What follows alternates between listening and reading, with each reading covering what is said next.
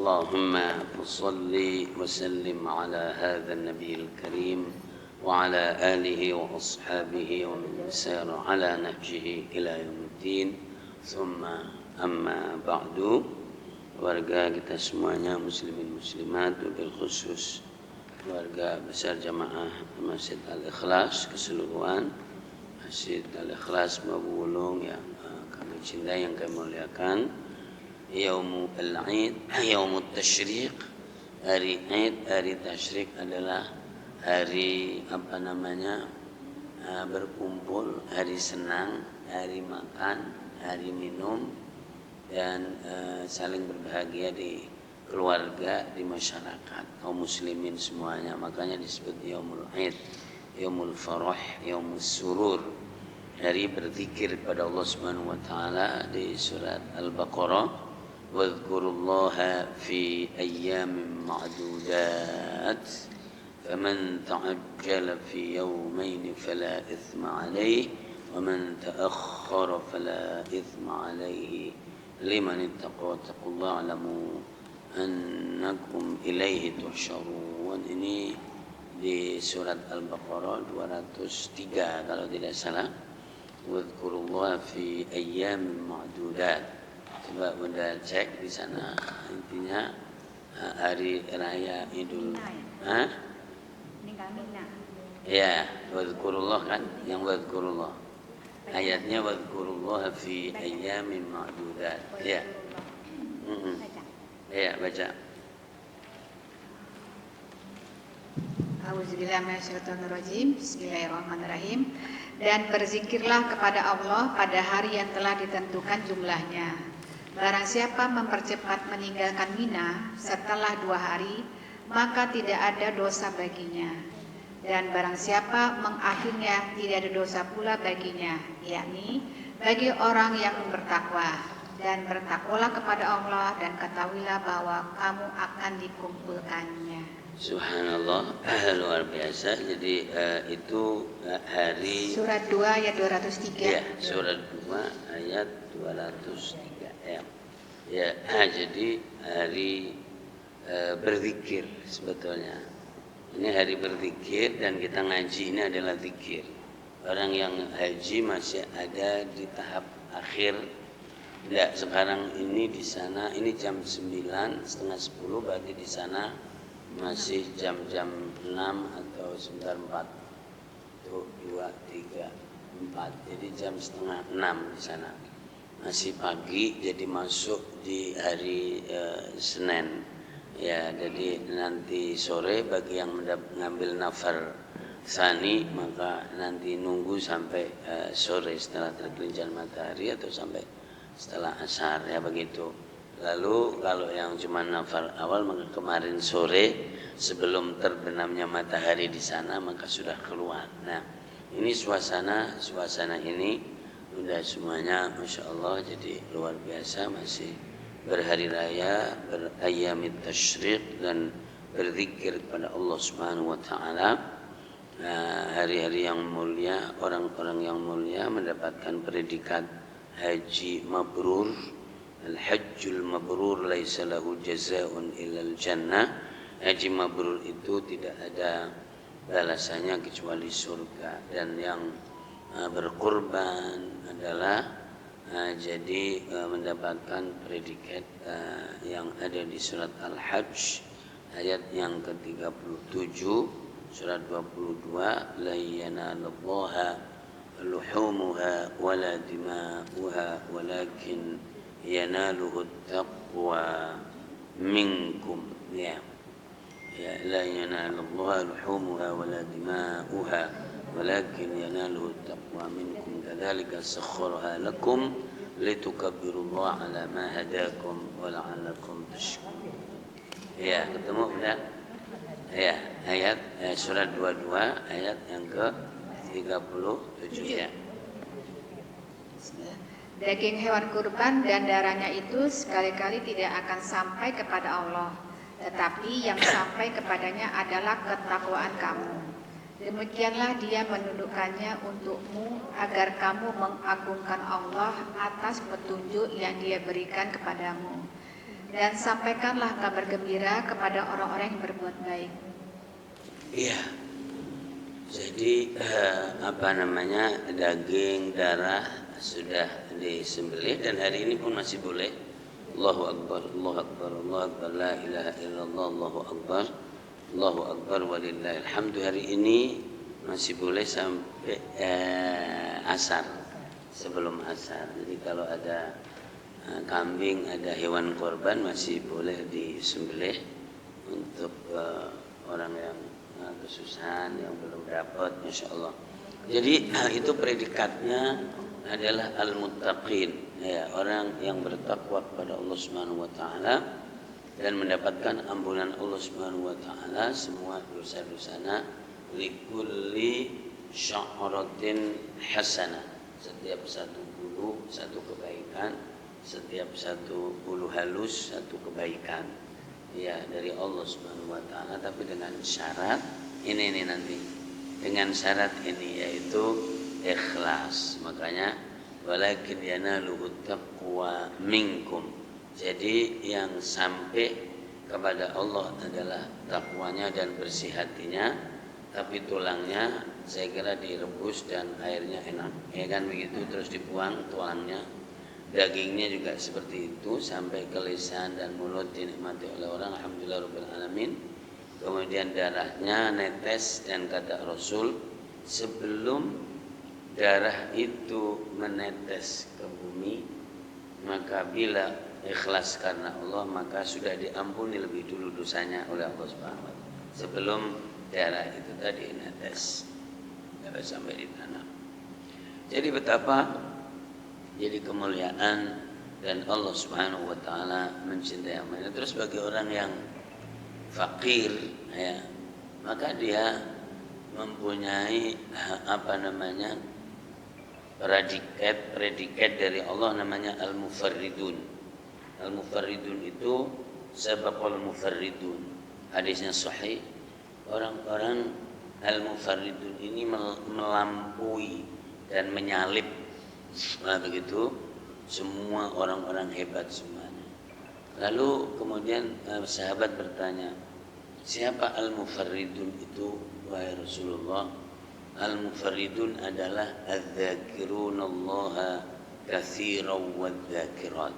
Mufarridun itu adalah orang yang banyak berzikir kepada Allah, baik laki maupun perempuan.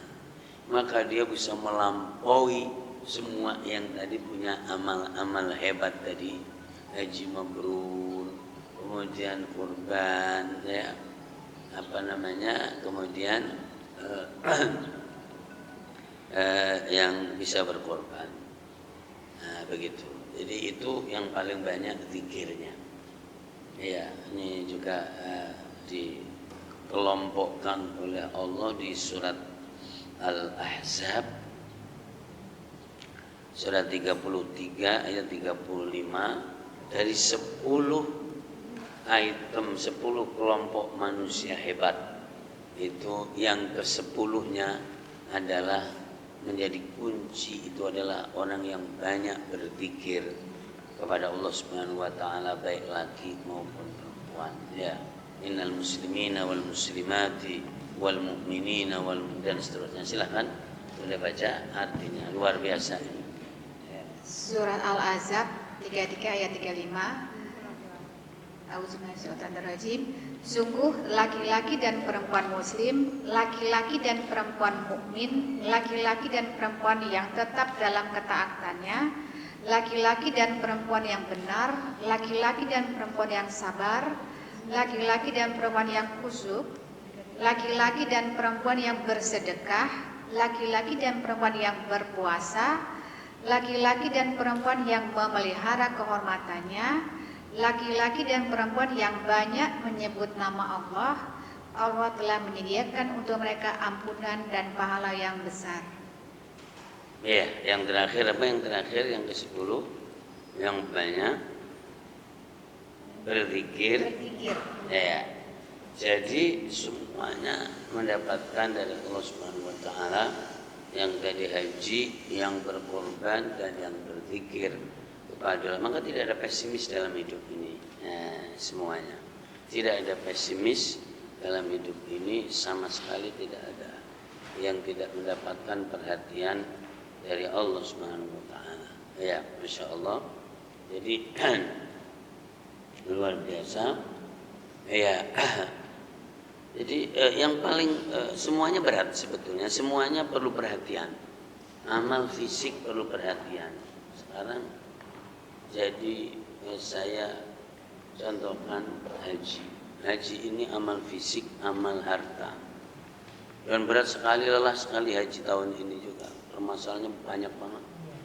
Ya, jadi problemnya banget, luar biasa, meskipun sudah latihan dari zaman Rasulullah. Katanya hati-hati nanti diambil pelajaran supaya tidak terulang lagi. Tapi semuanya terulang, kesalahan-kesalahan itu. Jadi luar biasa. Jadi kesalahan peraturan, mungkin tidak tepat atau di mana. Jadi bentrok antar negara luar biasa, termasuk di kita juga visa tidak keluar, furoda, kemudian ada yang terlantar. Jadi begini begitu, ada yang sempat tidak wukuf meskipun dibantah tidak ada, tidak mungkin, ya begitu, macam-macam, luar biasa. Jadi pekerjaan fisik itu penting dan berat sekali. Ya. Jadi pekerjaan fisik yang kelihatan maksudnya, karena nanti Allah itu melihat semuanya, tapi yang dilihat kuncinya adalah ada di hati. Nah itulah hadis an Abdurrahman bin Sakhr an Abi Hurairah radhiyallahu anhu qala Rasulullah sallallahu alaihi wasallam, innallaha la yanzuru ila ajsamikum wala ila suwarikum, ya walakin yanzuru ila qulubikum wa a'malikum. Allah itu tidak melihat fisikmu, tidak jenggereng itu gede apa sedang apa kecil, nah gitu. Wala ila ajsamikum, jadi fisik kamu, fisik. Ya, padahal siapa bilang fisik itu tidak penting? Fisik itu penting, karena fisik juga. Jadi diciptakan oleh Allah. Cuman bedanya kalau fisik ini asalnya dari tanah. Ya begitu. Nanti kalau roh itu dari Allah Subhanahu wa taala. Dilihat oleh Allah Subhanahu wa taala. Fisik juga ada fisik yang gede, yang sedang, yang kecil. Ya, ada yang sempurna. Alhamdulillahirabbil alamin. Laqad khalaqnal insana fi ahsani taqwim. Ya. Kemudian wala ila suwarikum, dan tidak melihat juga gambar kamu. Taswir. Kalau orang Hindu mengenai jenggereng. Nah, begitu. Ya, jadi tapi Allah melihat apa? Hati kamu. Walakin Allah yanzur ila qulubikum. Ya. Kemudian wa ila a'malikum, dan melihat pada amal. Nah, ini kalau kita urai satu-satu, udah ini luar biasa. Jadi seperti yang tadi amal yang sudah kita contohkan, udhiyah itu korban. Korban itu secara teori dan proses disuruh ngasih yang tidak cacat 4 hal, yang tidak sakit, ya, yang tidak pecah, yang tidak buntung atau pincang, ya begitu, yang tidak berundul, ya berundul. Jadi tidak jadi 4 ini. Ya, ada yang kemudian memasukkan jadi tidak aurat itu matanya cuma satu yang bisa melihat. Kemudian yang tidak sakit, kemudian justru tidak bisa memberikan daging yang sehat, yang tidak pecah, meskipun dibahas pecah banyak kepalanya, begitu. Kemudian yang tidak arja itu pendong, pincang. Nah, begitu. 4 ini. Nah, jadi masuk di sini. Artinya yang diberikan oleh kita kepada Allah itu yang bagus. Nah, kata Rasulullah yang akron, yang korna, yang beranggah. Kalau orang bilang yang beranggah, apa itu beranggah itu? Yang punya tanduk yang hebat begitu, ya. Nah, misalnya. Nah, ini contoh. Ini penting dan disebutkan oleh Allah Subhanahu wa taala. Tapi ujungnya tadi disebutkan, jadi bukan itu yang menentukan, tapi walakin yanaluhu taqwa minkum. Ya, begitu. Tapi takwanya. Ada orang dapatnya ma'iz. Ma'iz itu wedhus kacang, wedhus Jawa, kambing Jawa maksudnya. Nah, dia sempurna, tapi kecil, lutil-lutil begitu. Nah, sempurna itu artinya tidak ada 4 tadi. Tapi kecil, dia tetap aja kecil. Tapi ternyata orangnya itu tulusnya bukan main. Maka ternyata itu bisa sampai ke Allah Subhanahu wa taala. Punyanya itu. Sekarang ada orang ngasih gede banget. Jadi 1 ton. Katanya ada yang berapa ton, hampir 2 ton itu ke sapi. Nggak bisa jalan. Tapi dari seluruh uangnya mempunyai aset pribadi 100 triliun. Itu termasuk orang pelit sebetulnya itu. Nah gitu, itu kira-kira seperti itu. Nah apalagi kemudian konsumsinya konsumsi media. Maka meskipun ini wedhus kacang, yang ini sapi sempurna 2 ton, maka kalau ini tidak ikhlas maka tidak nyampe. Yang ini ikhlas totalitas nyampe. Bahkan saya ketemu dengan seseorang, saya itu pengen jadi korban aja udah mikir dari dulu dan baru kesampaian sekarang ini. Itu nabung begitu. Sama dengan orang haji. Ada yang nabung dari kecil dikit daftar nungguin jadi 20 tahun dan baru berangkat. Orang-orang seperti ini saya kira berat sekali, dan kalau tidak ikhlas, tidak bersih hati, entek kabeh, kira-kira begitulah. Beda dengan orang yang jadi tidak pernah berpikir jadi pergi haji, berkorban, tapi setelah jadi kurang sekitar sepekan gitu, Pak masih ada visa ini nganggur Pak, silahkan berangkat aja. Oh ya berapa? 800 juta gitu. Oh ya udah nggak apa-apa. Beda banget. Nah begitu. Nah coba inilah kira-kira, inilah amal, dan semua di dunia ini ada. Semua di dunia seperti ini ada. Jadi dunia ini unik. Jadi Bunda, dari yang wow juga ada, dari yang menengah juga ada, dari yang rekoso merangkak juga ada. Semuanya ada. Dan masalah bobot di sisi Allah semuanya dihitung oleh Allah. Tapi ada yang di bagian proses dan ada yang di bagian penentu. Bagian penentu adalah ini. Nah ini tadi itu. Jadi ini adalah bagian proses.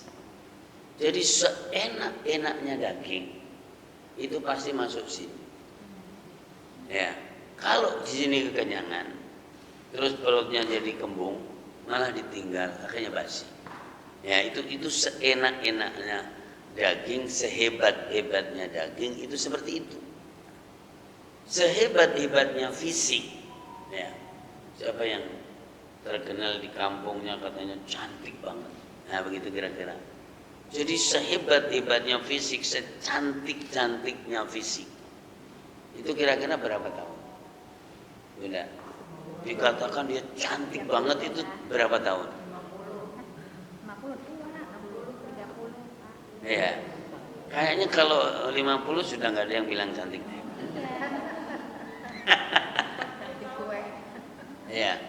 Ya mungkin berapa aja, dan itu dalam posisi normal. Tapi kalau dia sempat kena penyakit gula, maka itu tidak lama. Nah itulah itu maksudnya. Maka Allah tidak jadi serta-merta melihat fisik kamu, itu tidak. Karena fisik, sehebat-hebatnya fisik itu akan ke tanah. Nah begitu. Sehebat-hebatnya jadi gambar itu tidak bisa. Tapi hati dari orang yang miskin tadi itu, yang tidak kuat korban, tidak kuat haji, tapi dia berzikir pada Allah, ternyata dia bisa melampaui semuanya. Sampai Rasulullah bersabda, sabaqal mufarridun, sabaqal mufarridun, sabaqal mufarridun. Artinya melampauilah orang al-mufarridun ini, saudara-saudaranya yang hebat-hebat semuanya.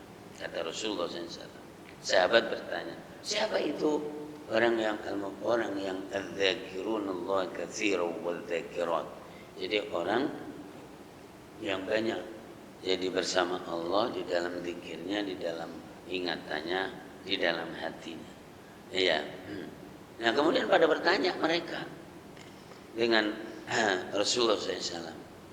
Jadi ternyata yang haji, kemudian yang berkorban juga zikirnya banyak Rasul. Nah begitu. Nah, itu ada di dalam hadis yang lain. Jadi Rasulullah bersabda, "Dhahaba ahlud duthuri bi ujurihim." Orang-orang kaya, orang-orang besar pada pergi masuk surga dengan pahala mereka. Lalu para sahabat yang tidak punya pada sedih. Nasibnya orang yang heran begitu kan. Ketika Rasulullah melihat itu dan mereka bertanya, terus kami gimana Rasul? Rasulullah bersabda, maukah kamu saya beri kunci supaya bisa melampaui mereka? Mau. La yazalu lisanuka ratban bi dzikrillah. Jangan pernah berhenti lisanmu berzikir kepada Allah Subhanahu wa taala. Ya, maka senang mereka bisa. Makanya ada orang yang berzikir terus qiyaman wa qu'udan wa ala junubi. Dalam keadaan berdiri, dalam keadaan itu. Ada yang pakai tasbih, ada yang pakai, sekarang ada gini. Ya, monggo. Itu tidak harus, itu juga nggak terlalu penting, ya. Tapi kontinuitas kebersamaan, ingatan kepada Allah Subhanahu Wa Taala. Dan nanti juga yang dimaksud bukan lafalnya, meskipun lafal itu penting, subhanallah, alhamdulillah itu penting. Tapi sebetulnya nanti adalah akan menjadi rasa dan penyatuannya dia kepada Allah Subhanahu wa taala. Nah, begitu ini tazkiyatun nafs banget yang ini. Makanya jadi kalau yang poin ini yang penting rasa dan penyatuannya. Itu. Meskipun secara pembahasan, secara proses fikih hukumnya gimana, ini hukumnya itu ada. Tapi hati orang yang selalu bersama Allah, maka dia tidak terikat oleh tempat dan waktu. Nah gitu. Jadi subhanallahil azim, ya tentu pembahasannya harus diposisikan yang baik, diletakkan yang baik. Karena kalau tidak diletakkan, suka kita ngomong substansi, jadi dilihat proses. Nah maka beda. Nah begitu. Tadi bicara pakaian. Pakaian ada aturannya. Jadi yang namanya yasturul aurah. Tapi itu juga diproses. Udah tahu nggak kalau saya kasih tahu? Hampir di semua agama. Ada yang pernah melihat ini nggak? TV India, kemudian Myanmar yang Buddha itu. Pernah nggak melihat bahwa di dalam TV Buddha kemudian menyoting para biksu-biksu yang tingkat tinggi, dan kemudian mereka sama sekali tidak berpakaian. Pernah lihat enggak? Hah? Jadi di dalam tingkat tinggi, jadi bahwa penyatuan seseorang terhadap Tuhan, terhadap Tuhan mereka. Dan nanti Islam termasuk itu, tapi Islam perpaduan syariah. Maka, dan itu nanti akan ketemu maknanya ini. Maka mereka itu sama sekali tidak pakai pakaian. Dan di mana-mana dimuliakan oleh orang. Dan itu adalah ujian tertinggi karena sudah tidak tertarik dengan dunia. Tidak tertarik dengan lawan jenis. Tidak tertarik, sama sekali tidak. Nah, artinya nafsu itu sudah, ya, jadi tidak ada respon di situ. Ngeri ini. Nanti di dalam kita membaca bagaimana pakaian. Pakaian penting. Pakaian itu adalah ibadah. Surat An-Nur ayat 31, ya kan, 32. Ya, jadi seperti itu. Bahwa diatur dalam Islam. Tapi prosesnya juga cuman menjadi sebuah sarana. Sekarang ibu pakaiannya bagus, nutup aurat, tapi hatinya sanggerak, dengki sama orang. Kira-kira diterima nggak? Nggak juga kan? Nah, cuman kalau bicara positioning, Masya Allah, dia secara pakaian adalah syar'i banget, ya gitu. Cuman ternyata judesnya bukan main, ya kan begitu kira-kira. Nah, jadi semuanya ada posisinya gitu loh. Ya apalagi kalau pakaian dipakai untuk ngapusi. Nah, ngapusi itu, wah dia pakaiannya syar'i ternyata, Masya Allah. Jadi itu surat An-Nur tadi, surat 24 ayat 31 32. Ya. Itu qul lil mu'minina yaghuddu min absarihim. Itu kan? Silakan baca. Bismillahirrahmanirrahim. Dan katakanlah kepada para perempuan yang beriman agar mereka menjaga pandangannya dan memelihara kemaluannya, dan janganlah menampakkan perhiasan auratnya kecuali yang biasa terlihat. Dan hendaklah mereka menutupkan kain kerudung ke dadanya. Dan janganlah menampakkan perhiasan auratnya kecuali kepada suami mereka atau ayah mereka, atau ayah suami mereka, atau putra-putra mereka, atau putra-putra suami mereka, atau saudara-saudara laki-laki mereka, atau putra-putra sahaya yang mereka miliki, atau para pelayan laki-laki tua yang tidak mempunyai keinginan terhadap perempuan, atau anak-anak yang belum mengerti tentang aurat perempuan.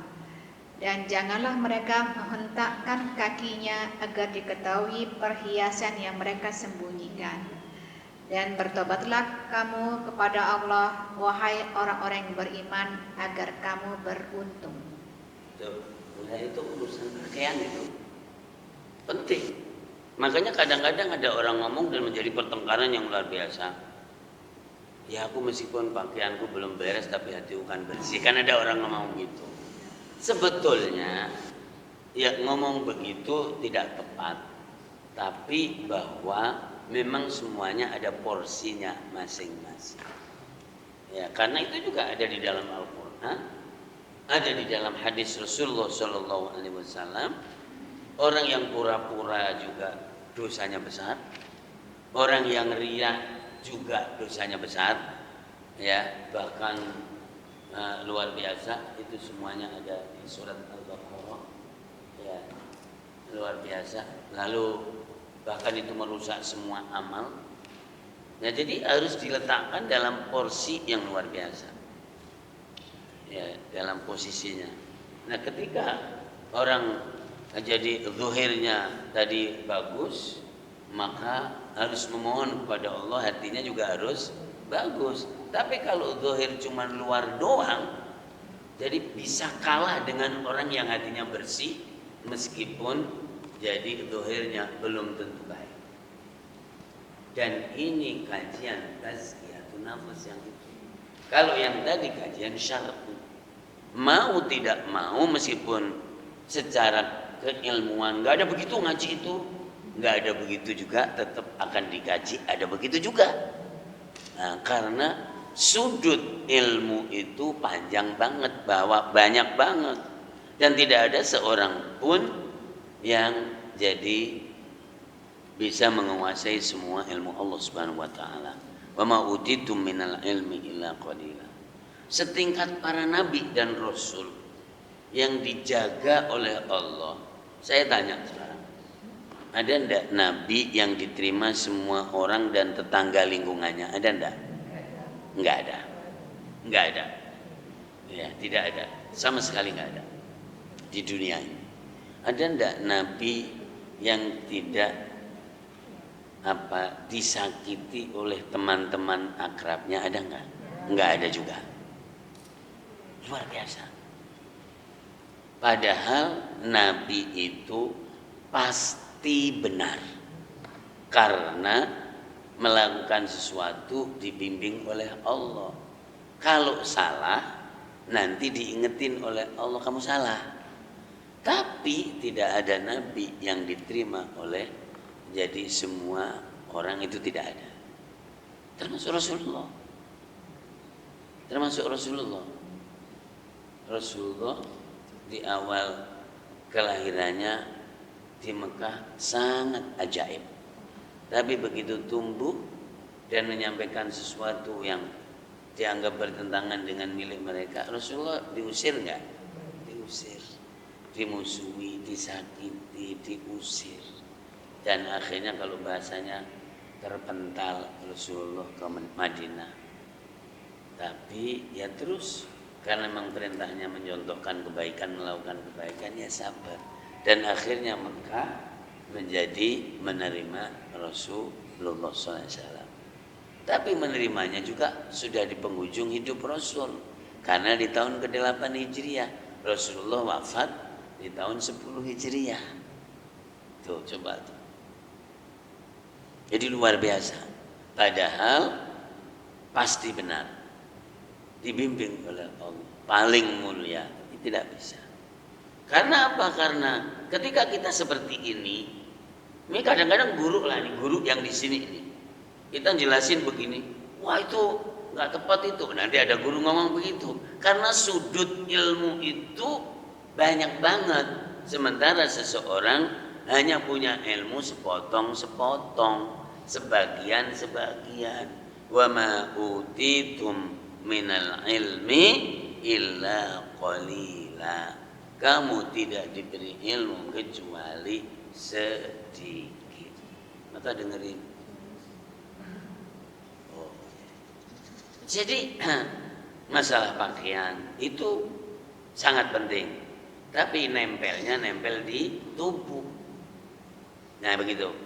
Nah tubuh tadi dalam bahasa siapa aja ada yang patut ditutupi.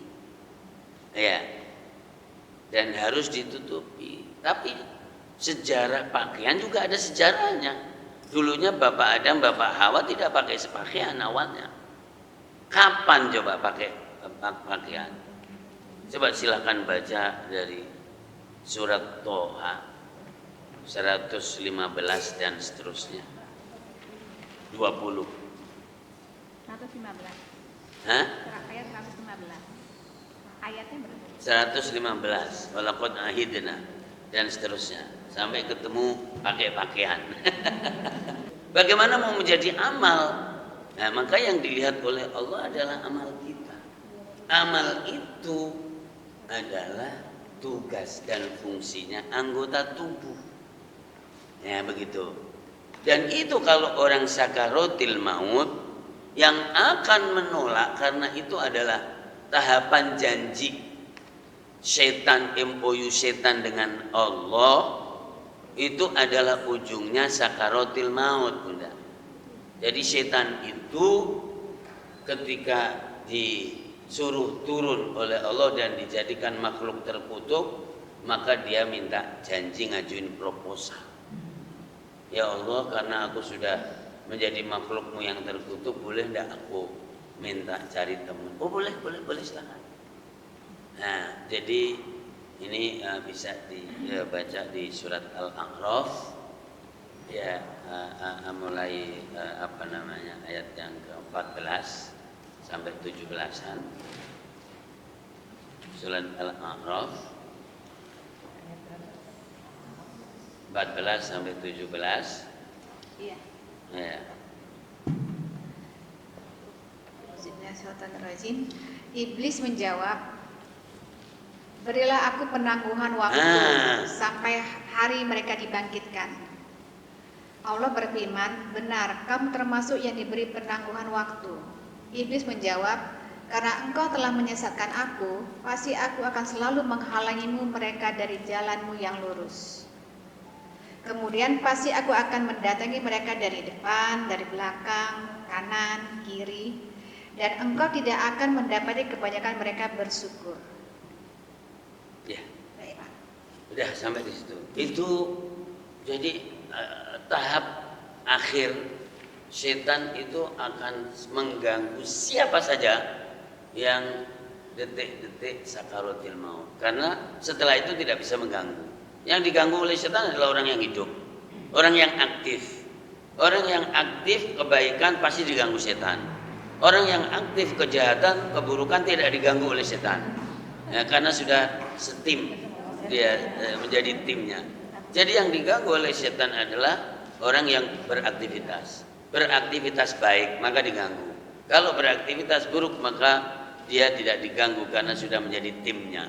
Nah begitu sampai akhir, jadi di sakaratil maut, maka yang berfungsi jadi melawan gangguan setan tadi adalah amalnya sendiri. Karena orang yang dicintai tadi, yang ngelilingin ini, hatta falaula idza balaghatil hulqum wa antum hina idzin tanzurun wa nahnu aqrabu ilaihi minkum walakin la tubsirun, di surat Al-Waqi'ah, ya kan, orang-orang pada ngelilingin anaknya, emaknya, ininya, itunya, dan tapi itu kan cuma ngelilingin doang. Dia tidak bisa menghalau setan dan tidak bisa melihatnya. Nah begitu. Jadi falaula idza, surat Al-Waqi'ah biasa itu, idza balaghatil hulqum, yang jelang-jelang akhir, wa antum hina idzin tanzurun, kamu semua pada ngelihat di situ. Ya. Wa nahnu aqrabu, dan Allah lebih dekat, tapi kamu tidak melihat. Ya. Jadi yang akan melawan, menghalau, menyelamatkan orang itu adalah amalnya sendiri. Ada yang bilang di situ sholatnya di sebelah atas, kemudian kanannya sedekah, kemudian kirinya adalah karena dia suka membantu orang. Waktu jadi amal inilah yang menjadi satpam atau menjadi penyelamat, jadi para pengganggu terakhir supaya menjadi husnul khotimah itu di situ. Maka yang dilihat oleh Allah adalah hati, kemudian yang dilihat oleh Allah adalah amal. Nah, jenggereng tadi, fisik tadi, udah di situ sudah tidak menjadi punya peran apa-apa. Jadi perannya adalah di saat proses apa? Ketika udah nuntun kambing, itu kan nuntun, ini kan tangannya nuntun. Ya, ketika sa'i, gitu-gitu, itu kan fisik ini ikut. Tapi kadang-kadang sa'i juga ininya nggak sa'i juga. Tawaf. Mama lagi tawaf, kan gitu kan? Mama selfie. Ya, jadi seperti ini. Ya, jadi fisik ini dibutuhkan di saat melaksanakan seperti sholat. Allahu Akbar, Allahu Akbar. Ini kan ikut. Tapi substansi sholat bukan fisik ini. Substansi sholat adalah alladzina hum fi sholatihim khashi'un. Ya, makanya ada orang yang sholat melihat fikih, maka ya kan begitu kira-kira. Jadi yang selalu dihitung adalah gerakan. Penting enggak? Penting banget. Tapi jangan sibuk urusan fikih, ininya nggak dapat porsi. Nah, porsinya apa? Menjiwai gerakan, menjiwai bacaan. Maka kalau porsinya fikih, jarang orang sholat menangis. Tapi kalau porsinya penjiwaan, maka tahu-tahu ada orang sholat itu menangis. Kenapa menangis? Karena membaca ayat tersentuh maknanya. Tapi kok ada orang nggak tahu maknanya nangis? Ya mungkin karena keindahannya, mungkin karena ternyuh, atau karena lelahnya udah lama, makanya sholat di Mekah pada nangis di hari pertama, kedua, dan ketiga. Berikutnya udah nggak nangis lagi. Nah, jadi seperti itu. Coba ini semuanya clear. Nah, jelas. Iya. Jadi ketika kajian kita itu adalah bahwa mengatakan fisik nggak penting, tentu itu salah. Jadi pakaian tidak penting, itu salah. Ya, karena semuanya itu adalah ada yang porsinya menjadi proses, tahapan, tapi intinya adalah ada di hati dan amal tadi. Banyak. Jadi orang diberi kesehatan oleh Allah Subhanahu wa taala, tapi bobot akhiratnya nggak ada. Gitu. Jadi ya mohon maaf kalau bahasa tazkiyatun nafas seringkali dibenturkan bahwa kalau duniawi itu mengotori dan tidak penting. Enggak begitu juga. Tapi kalau bahwa duniawi tidak menguatkan dan tidak mengongkosin akhirat, maka itu semuanya akan menjadi lelah. Ya begitu. Bagaimana tidak? Nyarinya sudah lelah, belum tentu dapat. Sudah geserin orang-orang, kemudian ini dan seterusnya. Dan kalau dapat pun, setelah dapat mempertahankannya pun juga lelah juga. Harus menanam orang kamu di sana supaya aman di sana. Jadi ribet duniawi ini sebetulnya.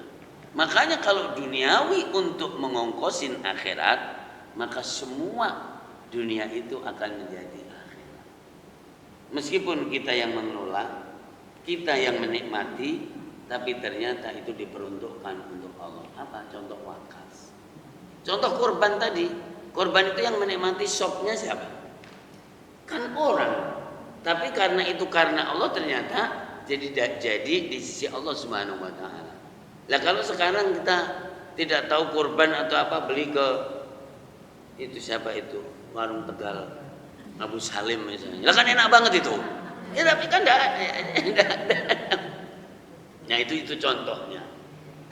Itu konsumsi fisik namanya.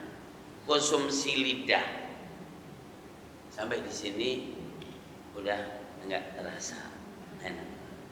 Nah yang tadi sudah enak dirasakan, dinikmati, dan ternyata yang abadi adalah jadi hatinya tadi. Innama yataqabbalullahu minal muttaqin. Ya. Makanya kadang-kadang ada amal yang diterima oleh Allah karena ketulusannya, meskipun bagi masyarakat masih sangat dipertentangkannya. Ya. Cuman kalau bisa bertentang itu jangan sesama orang muslim dan muslimah. Ini yang jadi masalah itu semua ini yang banyak pertentangan kadang di masjid kayak model begini ini, Bu Evi. Itu pertentangannya adalah antara orang muslim dan masalah-masalah ecek-ecek gitu. Ecek-ecek, epret-epret lah kira-kira kalau bahasa saya. Yang tidak akan menjadi masalah sama sekali pada dasarnya ketika dilihat substansi seperti ini. Benar nyambung nggak ini yang saya maksud? Makanya kalau tadi mengikuti ulasan saya masih di bis Kramat Jati. Mencari ridho Allah lebih mudah daripada mencari ridho manusia. Nah itu. Jadi manusia udah ngomong begini gak cocok lagi. Cocok bagi ibu, tapi ternyata yang lain tidak cocok. Nah begitu. Jadi ribet manusia ini sebetulnya. Ketika tidak jadi konteksnya adalah tazkiyatun nafas.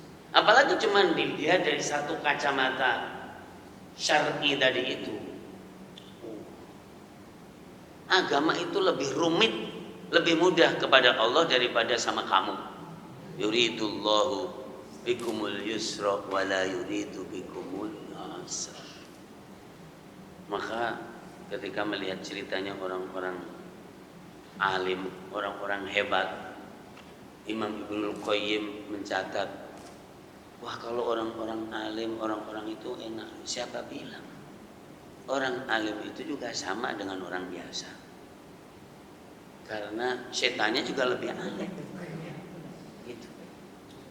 Cuman orang alim tahu kalau salah, kemudian beristighfar yang benar, karena yang menyelamatkan kita itu adalah insaf kita dan istighfar kita. Nah, kemudian seperti orang gede itu malah orang yang terancam masuk neraka. Karena apa? Karena semuanya gede, barangnya, untungnya, ininya dan seterusnya, ongkosnya, dosanya juga gede juga. Karena tidak mungkin jadi orang mendapatkan sesuatu yang besar yang banyak itu ongkosnya kecil ya. Nah, jadi semuanya. Makanya jadi orang biasa itu enak sebetulnya. Karena apa? Tidak memanipulasi pikiran, tidak memanipulasi dalil, kemudian jadi amalnya semata-mata karena Allah. Ada hadis dhaif secara hadis bahwa ahli surga itu orang yang lugu. Orang lugu itu orang yang enggak neko-neko. Orang yang banyak neko-neko itu malah terancam masuk neraka sebetulnya. Neko-neko terus ini sebetulnya. Jadi apa yang diketahui dilakukan, yang sudah dipelajari dilaksanakan. Kalau misalnya ada kesalahan, diingatkan orang, nggak usah melotot-melotot juga. Biasa aja, para nabi aja diingatkan oleh Allah, orang soleh-soleh solehah pada diingatkan oleh Allah. Kenapa kita diingatkan kadang-kadang pada tidak mau? Dan bahkan ada yang sudah menyekat. Jadi ini adalah kelompok yang kira-kira masuk surga. Saya tidak yakin yang begitu itu. Karena lagi-lagi adalah ada di dalam kebersihan hati kita. Nah gitu Bunda. Saya kira itu dulu diantarkan, ada waktu banyak untuk mengeksplorasi, untuk mendalami. Ya. Ada yang nanya? Ibu nanya?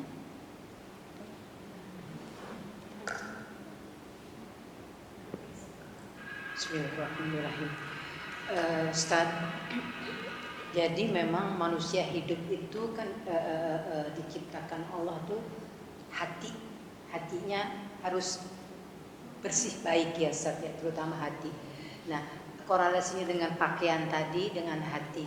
Nah, tapi kan sekarang ini pada umumnya orang memperhatikan pakaiannya, dirinya lahiriahnya daripada hatinya. Walau alam hatinya seperti apa, iya, tapi kita juga tidak tahu Ustaz ya. Tapi kan yang tahu memang Allah.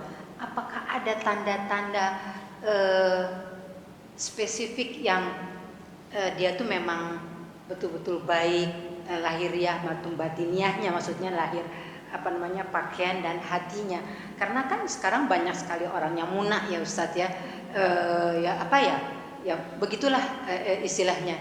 Jadi memang betul-betul kita tuh harus menjaga hati itu betul-betul Ustadz. Kadang-kadang kalau katanya orang yang hatinya baik cenderung tidak terlalu sensitif, maksudnya terlalu sensi kalau ini sedikit tidak mudah marah dan sebagainya. Tapi orang yang tidak kuat, yang tidak baik hatinya cenderung pemarah, Ustadz itu tersinggungan atau sebagainya. Kalau gitu seperti apa ya Ustadz? Yeah. Terima kasih. Oke, saya langsung pada bahwa zina dunia ini adalah perhiasan. Al-mal wal banuna zina. Zuyyina lin-nasi hubbus syahawati minan nisa'i wal banin.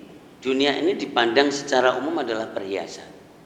Surat Al-Imran 14, ya, kemudian yang ada di surat Al-Kahfi, ya, bahwa adalah perhiasan. Perhiasan itu adalah jadi indah. Diperlihatkan oleh Allah Subhanahu wa taala adalah indah.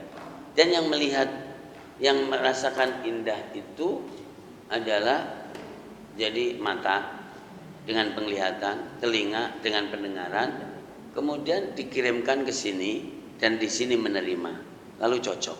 Nah, begitu. Nah, semua keindahan tadi ya tentu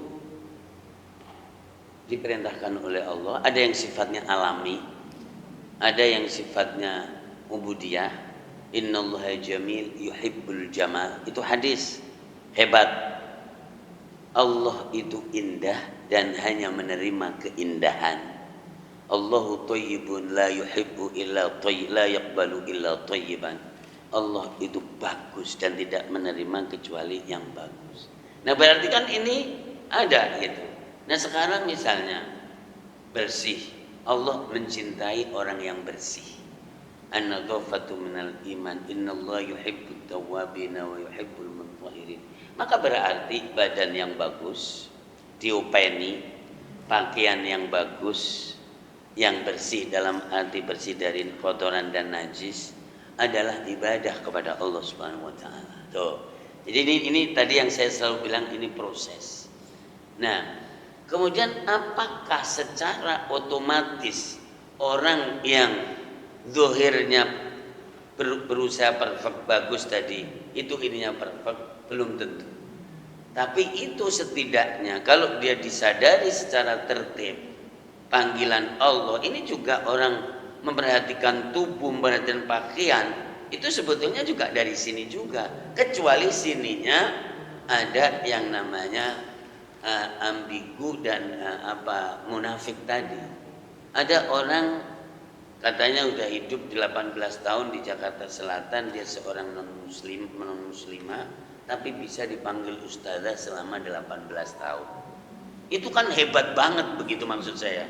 Padahal sosoknya adalah sosok ustazah dari penampilan. Ngeri kan seperti ini? Ya, berarti penampilan itu bisa dibentuk. Ya. Ya, fokusnya di sini juga berarti kan, karena memang dia punya niat, dia punya kepentingan.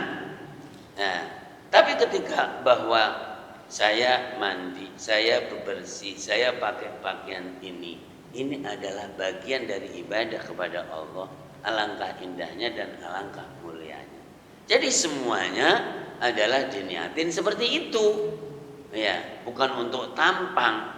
Kalau tampang itu sebetulnya untuk mengelabui dan menarik pengunjung. Maka suka di toko-toko itu kan ada apa itu, ada yang dipajang gitu loh. Itu kan untuk tampang namanya itu. Ya. Ya, umumnya penjual begitulah, penjual buah-buahan juga begitu juga, tampang bagus. Jadi seperti itu. Nah, kalau memang itu cuman sudah ada niat berarti.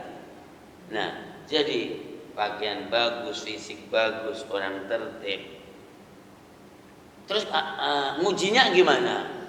Dulu para sahabat kalau mau tahu karakteristik orang yang asli, maka ada 3 hal. Ya, kamu ketemu dia, ngomonglah beberapa saat sama dia. Kalau saya itu selalu mengatakan begini, Bun. Ini omongan saya untuk saya. Saya itu ketemu orang tidak mesti lebih dari 5 menit. Pokoknya 5 menit sampai 10 menit kelamaan. Asal ngomong dengan saya tahu alirannya apa, ilmunya seberapa itu saya sudah tahu sebetulnya. Jadi mudah banget saya membaca orang itu, gampang banget sebenarnya. Itu bukan pakai mata hati, pakai teori aja. Kalau sudah biasa, itu kira-kira seperti itu.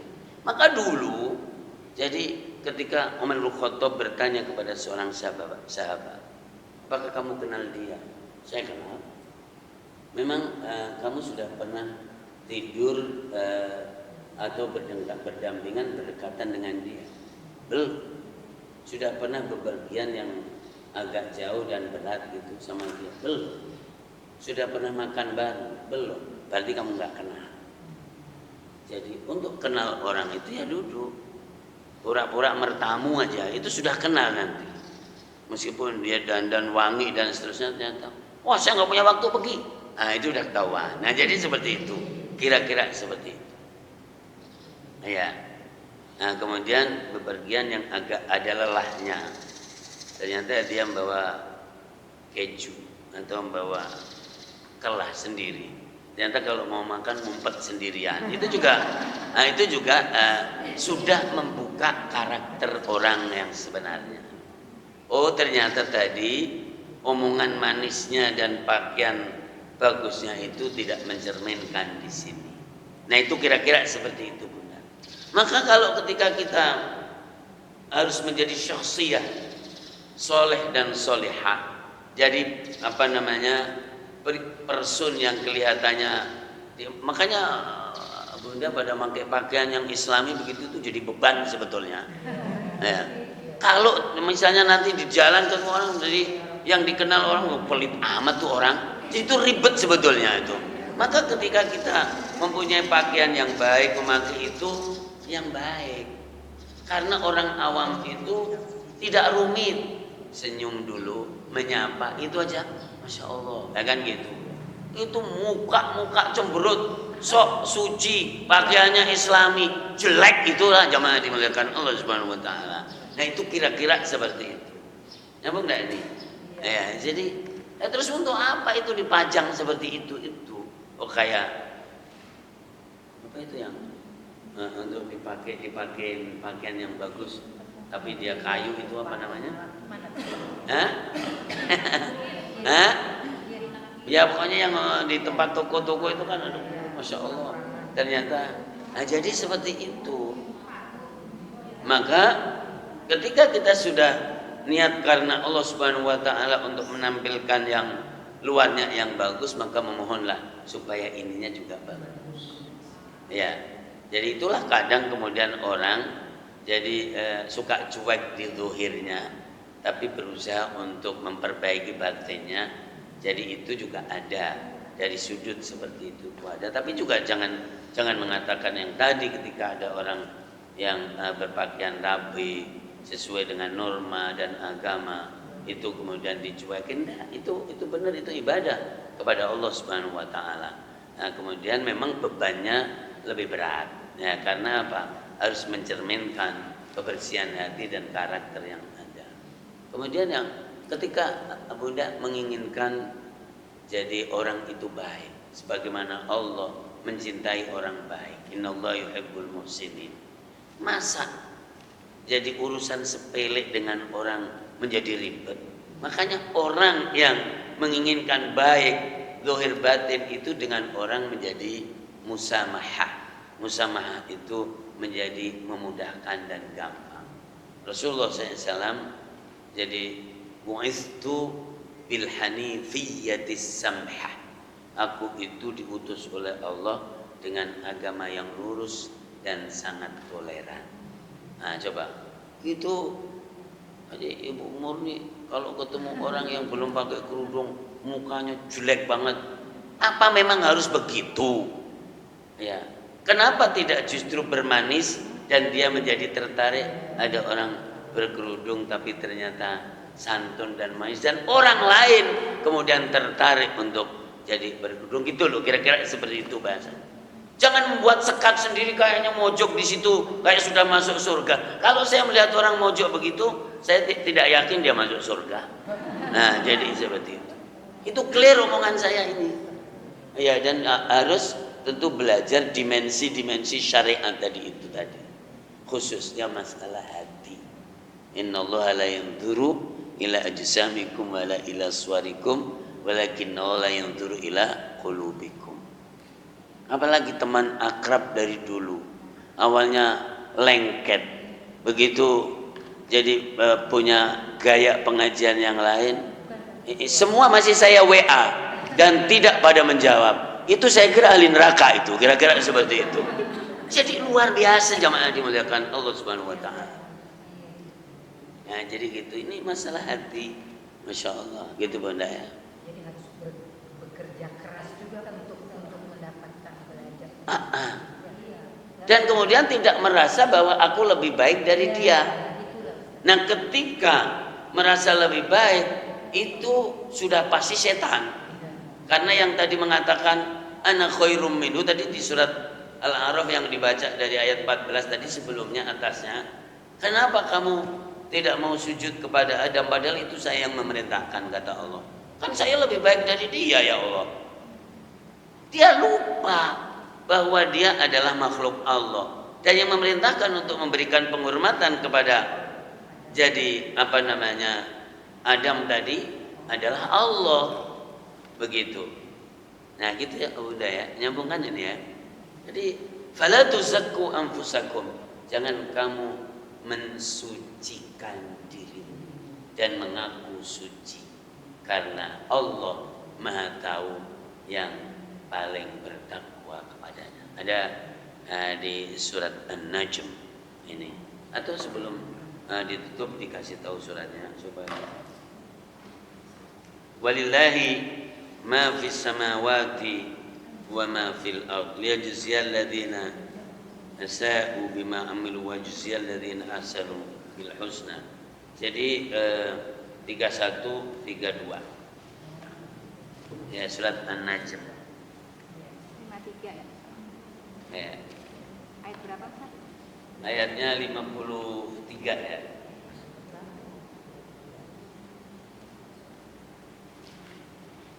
Prahara angin. Ya. Prahara angin Ustaz. Hah? Prahara angin. Walillahi ma fis samawati wa ma fil ardi. Itu ayat berapa itu?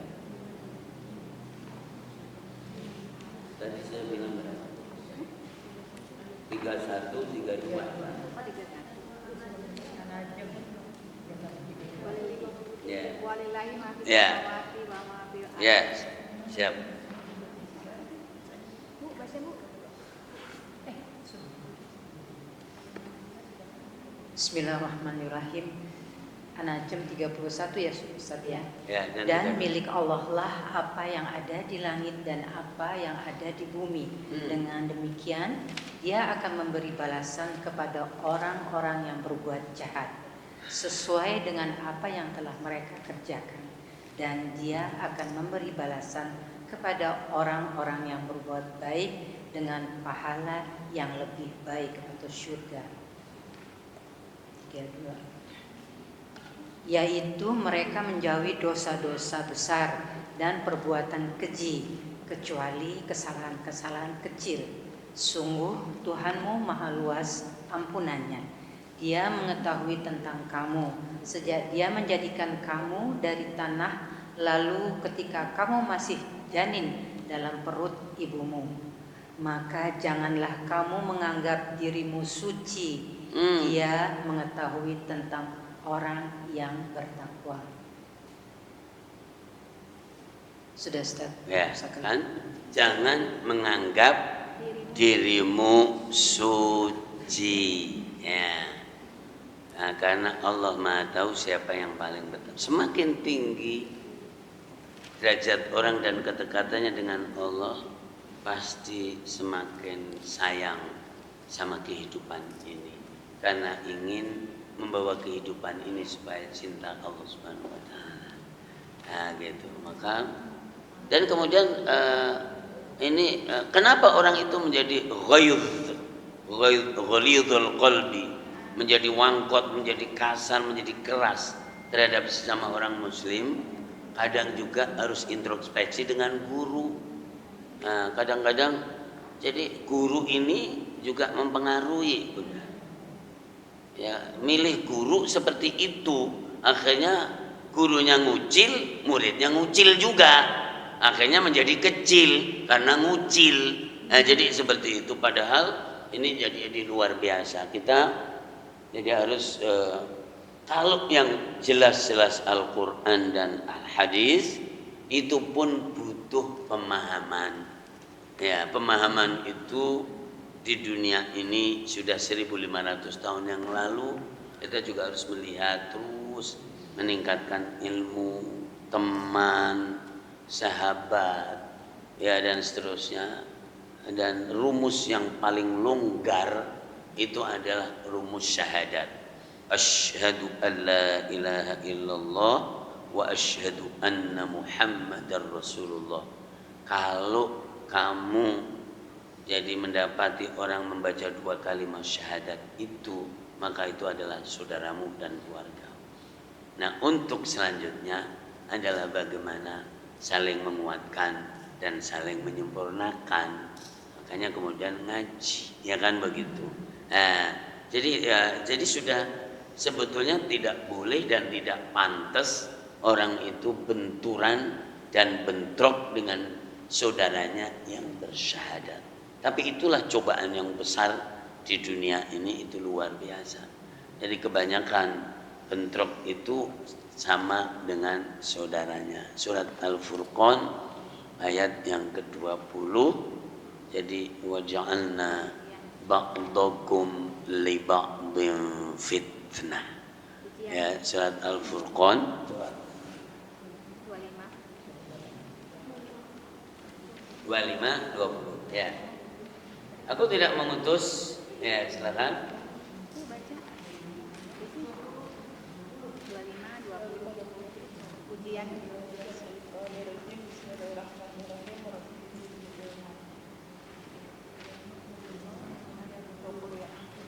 Dan kami tidak mengutus rasul-rasul sebelummu Muhammad, melainkan mereka pasti memakan makanan dan berjalan di pasar-pasar. Dan kami menjadikan sebagian kamu sebagai cobaan bagi sebagian yang lain. Maukah kamu bersabar dan Tuhanmu Maha melihat. Jadi akhirnya jadi para nabi diutus oleh Allah untuk berdakwah, untuk memberikan contoh, maka bersama masyarakat dan ke pasar-pasar. Nah, tapi Allah menjadikan cobaan kita itu adalah dengan kita sendiri. Makanya disuruh bersabar. Sabar itu artinya kalau bisa jangan menjadi cobaan kepada saudaranya. Nah, begitu. Nah, kalau terjadi karena orang yang sudah bersyahadat itu adalah saudara. Nah, kemudian ada orang itu meskipun sudah bersyahadat itu batal syahadatnya. Itu juga ribet itu. Makanya saya tadi melihat berita tentang korban suatu kelompok. Alhamdulillah kelompok kami bisa korban, setidaknya bisa jadi menghidupkan ekonomi sekitar, jadi anggota kelompok ini 500 orang. Kok 500 orang? Indonesia itu ada 230 juta kaum muslimin. Nah begitu, kira-kira seperti itu. Jadi memang Masya Allah. Maka orang yang bersih hati itu lapang. Nah, pasti lapang dia, pasti muat. Rabbi shrah li sadri wa yassir li amri wahlul 'uqdatam. Kalau yang namanya jadi orang yang cekak, cupet, mana udah dada sempit, muka sempit, maka duit sempit juga, rumahnya sempit juga, bagaimana bisa berbuat baik? Ya kan begitu. Maka kalaulah rumah sempit, maka alhamdulillah dadaku lapang. Jadi muat, jadi teman-teman semuanya. Jadi contohnya adalah air laut. Ketika Rasulullah ditanya tentang ma'ul bahri, tentang air laut, maka jawabnya unik. At-tuhuru ma'uhu al-hillu maitatuhu. Yaitu air laut adalah suci dan bangkainya pun halal. Maka semua kotoran yang masuk ke laut dibersihkan oleh air laut. Semua yang kotor ke kita maka dibersihkan oleh diri kita supaya kembali kepada masyarakat itu menjadi bersih. Ya gitu. Maka itulah jadi kelapangan ilmu, kelapangan hati, kelapangan dada bermula dari bersihnya hati. Nah gitu Bunda ya. Masya Allah cukup. Ini ada lagi? Wih Masya Allah luar biasa. Bismillah, Ustaz, maaf mau nanya.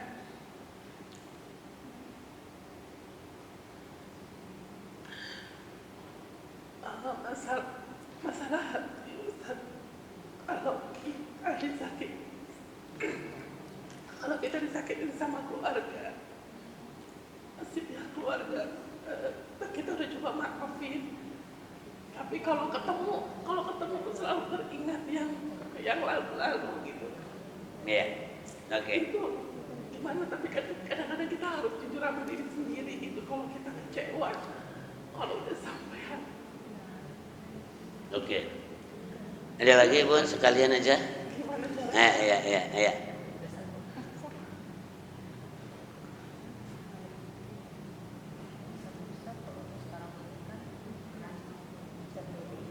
Saya mau nanya ini Pak Ustadz, surat An-Nur ayat 32.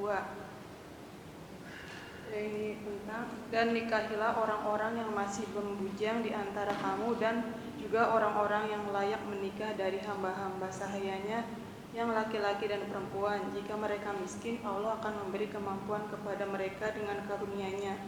Dan Allah Maha luas pemberiannya. Allah Maha mengetahui.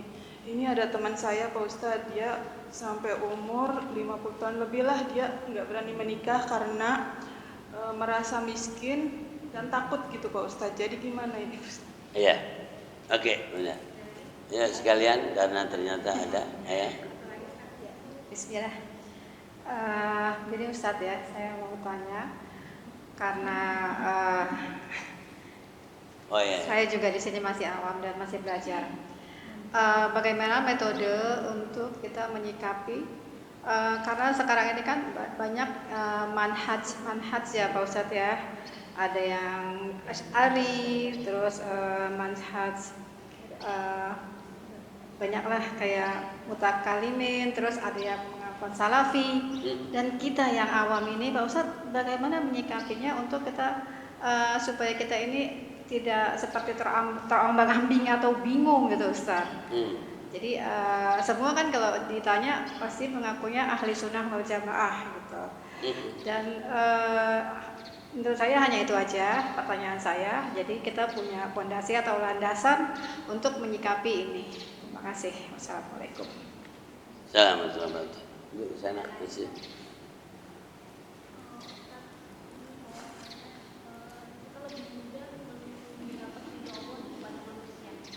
Bu, itu aja dulu yang megang mic supaya tahu. Ya. Bismillah Ustadz, melanjutkan pertanyaan ibu yang di depan tadi tentang masalah dengan keluarga. Apabila kita dizolimi gitu, nyambung dengan surat Al-Furqan yang tadi, jika sebagian kamu kami jadikan sebagian kamu sebagai cobaan, maka maukah kamu bersabar?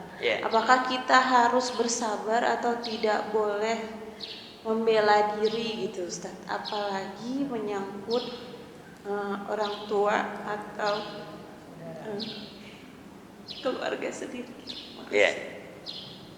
Nah gitu. Daripada induk ayam kepada anak-anaknya, induk apa-apa itu yang gini-gini gitu.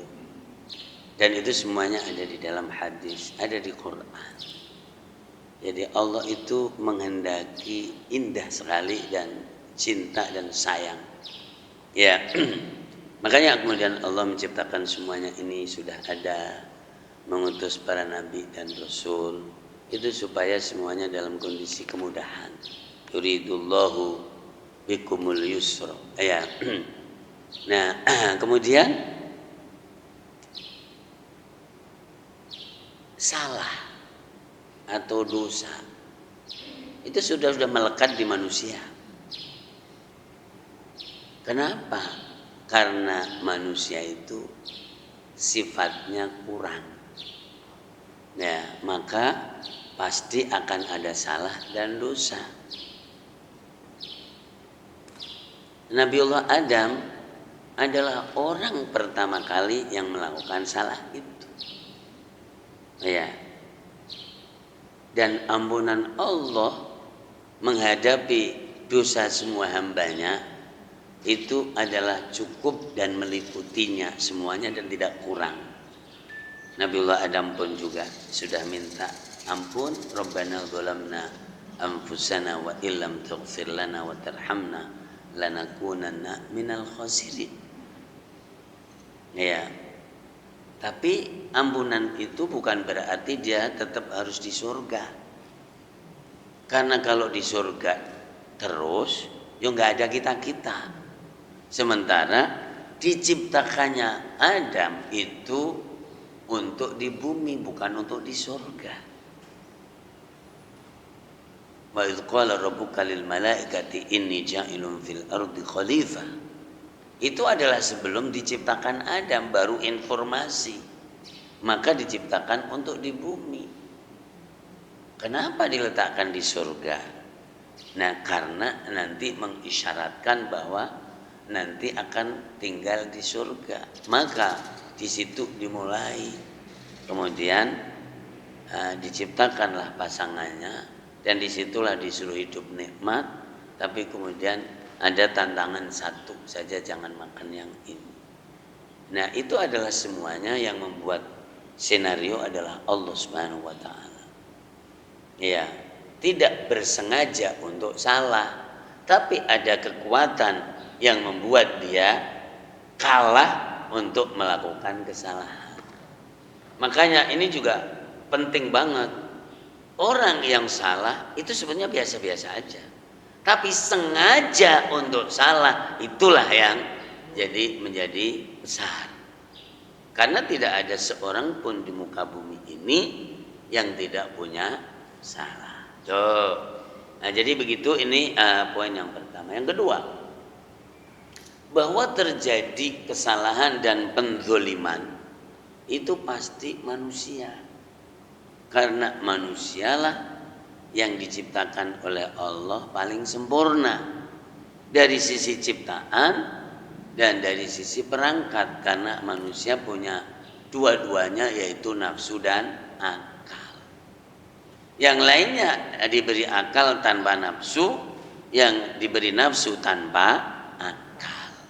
Maka manusialah kemudian yang paling sempurna tadi.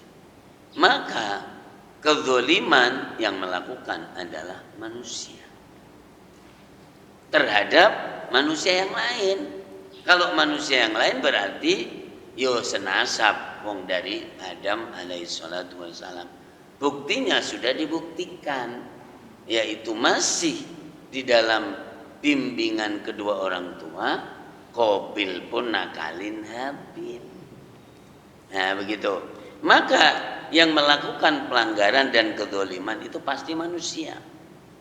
Kemudian berlakunya terhadap manusia yang lain, biasanya yang dekat, bukan yang jauh. Ibu nggak pernah ngutil atau jambret orang Australia, kan nggak pernah. Yang dijambret itu yang deket itu tadi, yang ada di Mikrolet, yang ada di Metro Mini dulu, nggak tahu sekarang ada nggak jambret. Yang ada di keluarga lah. Ya pasti orang yang saling jadi membalas atau memulai itu pasti di keluarga. Makanya yang paling banyak dibutuhkan kesabaran itu sama keluarga. Makanya ayatnya innama amwalukum wa auladukum fitnah. Ya, setidaknya di surat Al-Anfal ayat 29 dan surat At-Taghabun bahkan ayat yang ke-15. Ya. Coba surat Al-Anfal tadi ayat 29. Innama amwalukum, kalau enggak salah ya. Innallaha indahu ajrun 'azim. Itu 30 ya? 29. Yang sebelumnya 28-nya coba.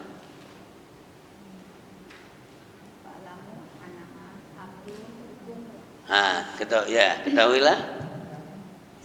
Dan ketahuilah bahwa hartamu dan anak-anakmu itu hanyalah sebagai cobaan, dan sesungguhnya di sisi Allah ada pahala yang besar.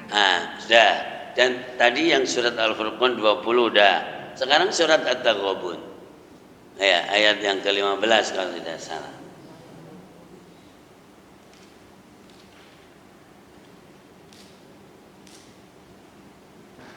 Sesungguhnya hartamu dan anak-anakmu hanyalah cobaan bagimu, dan di sisi Allah pahala yang besar. Ayat 14-nya. Wahai orang-orang beriman, sesungguhnya di antara istri-istrimu dan anak-anakmu ada yang menjadi musuh bagimu. Maka berhati-hatilah kamu terhadap mereka, dan jika kamu maafkan dan kamu santuni serta ampuni mereka, maka sungguh Allah Maha Pengampun, Maha Penyayang. Lengkap kan, Bun? Lengkap kan sudah? Lengkap. Bahwa wahai orang yang benar, sungguhnya sebagian dari, aku suka menerjemahnya pasanganmu. Karena kalau istrimu tendensius banget gitu. Padahal bisa aja. sungguhnya sebagian dari istrimu dan anakmu itu ada yang menjadi musuh kamu. Kemudian ayat yang 15-nya innama amwalukum wa auladukum fitnah. Tadi di surat Al-Anfal 28, terus tadi di surat Al-Furqan. Nah, artinya yang melakukan gesekan, pendoliman, kekasaran, ya katakanlah menyakiti itu pasti dari keluarga dan pasti dekat. Ya, kalau ada orang lain yang tidak ada hubungan kerabat, pasti ada pertemanan. Tidak ada sekonyong-konyong orang menyakiti orang tuh nggak ada sebetulnya, tidak kenal atau apa. Pasti ada link. Apakah dia hacker, apakah dia ini, itu pasti ada. Ya begitu.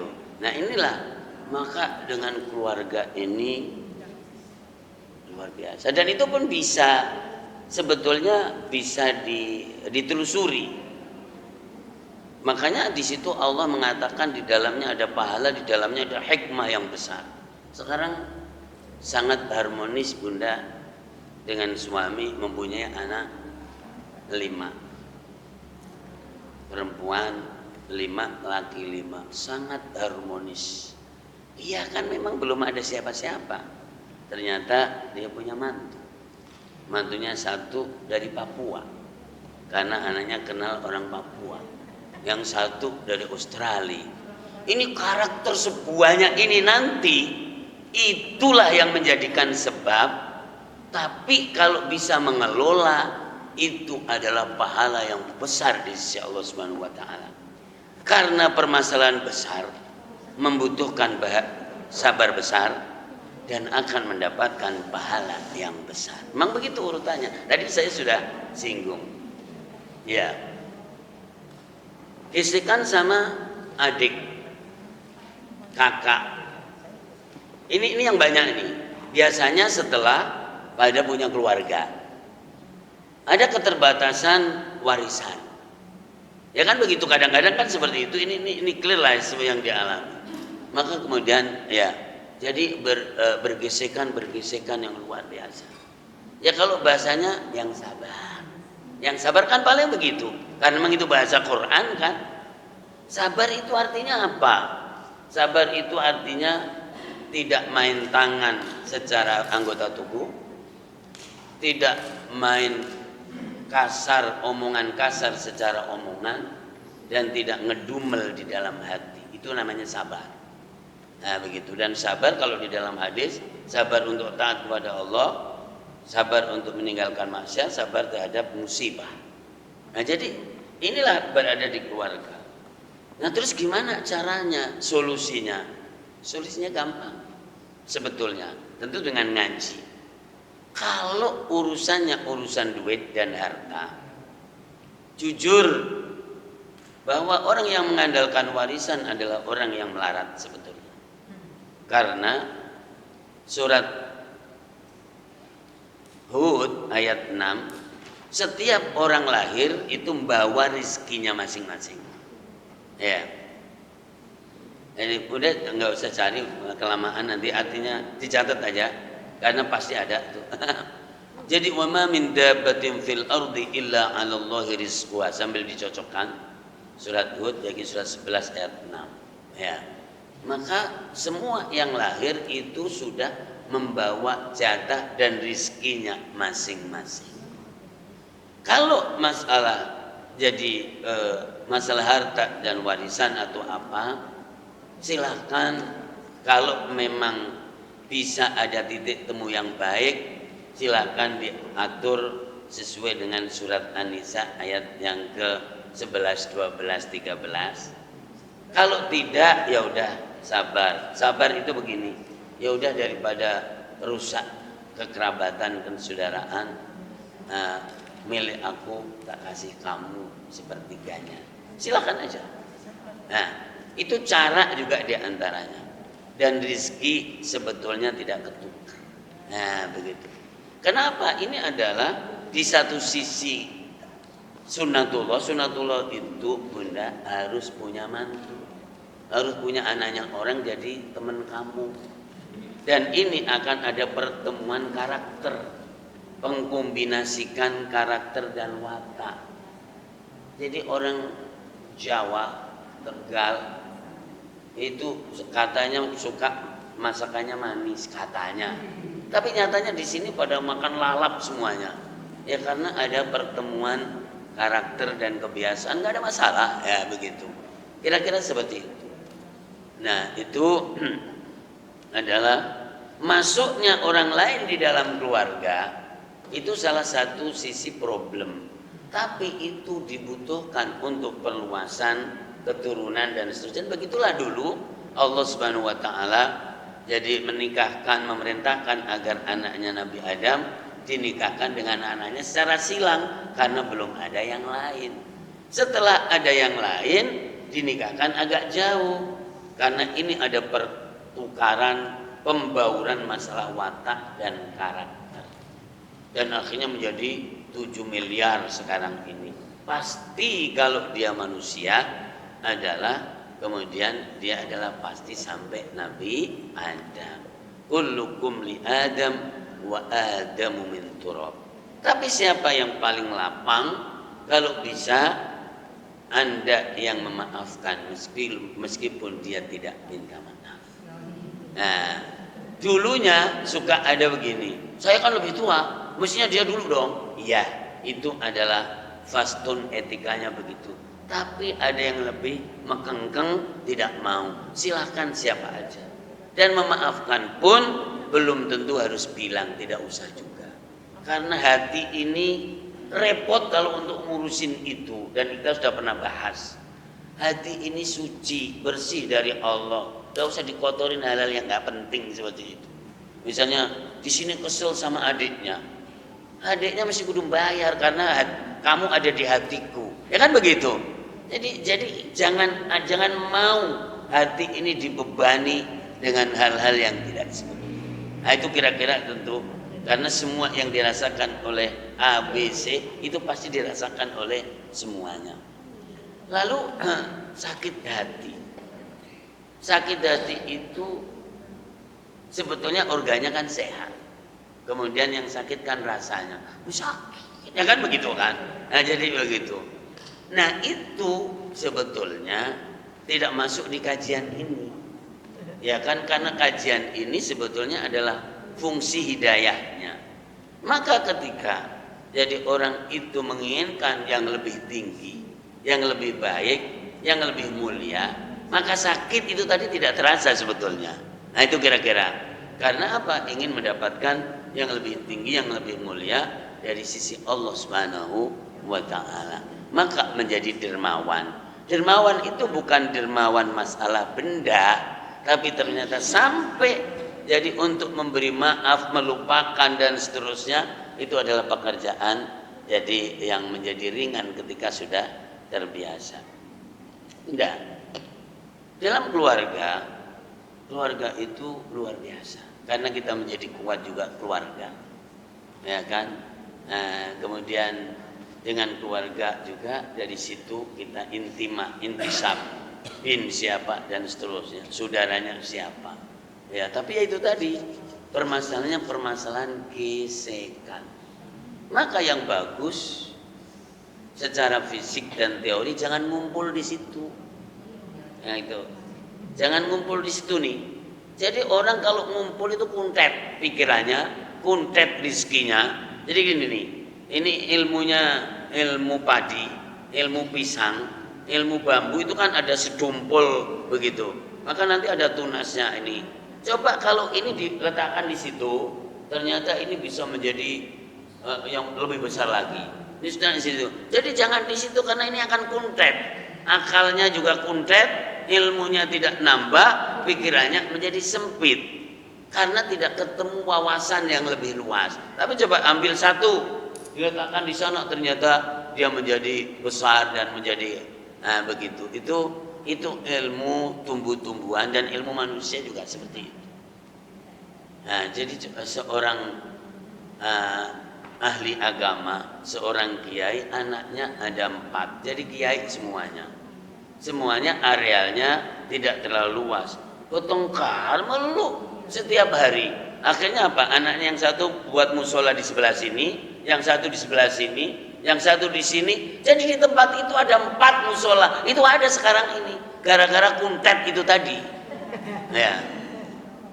Sampai sekarang di Jakarta. A'udzubillahi minasyaitonirrajim. Nah, jadi seperti itu. Nah, itu kira-kira. Lalu itu kalau yang bersinggungan tentang harta, tentang peran. Ada sesuatu yang sakit sebetulnya. Termasuk ibu tadi. Sekarang misalnya penyakitnya umat manusia itu penyakit awanis. Banyak perawan tua, banyak janda. Itu termasuk penyakit umat. Nah, kemudian banyak laki-laki yang tidak berani menikah. Itu zaman akhir fenomenanya begitu. Solusinya mana? Apa? Ya solusinya ke lapangan dada lah. Karena apa?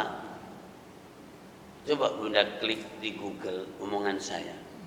Termasuk tanda kiamat itu adalah 1 laki banding 50 perempuan. Apa enggak rumit seperti ini? Sementara di dalam Al-Quran dari surat An-Nur Bunda mengatakan wa anqihul ayyama minkumus sholihin. Menikah itu, berkeluarga itu adalah bagian dari jalan ketenangan, jalan kecukupan, jalan kekayaan. Tapi jangan wah, gue mau menikah yang tajir biar kaya. Jangan begitu. Nikahlah karena Allah. Hadisnya clear. Barang siapa yang menikah karena Allah untuk menjaga kesucian diri, maka dia akan dijamin oleh Allah rizkinya. Allah yang jamin.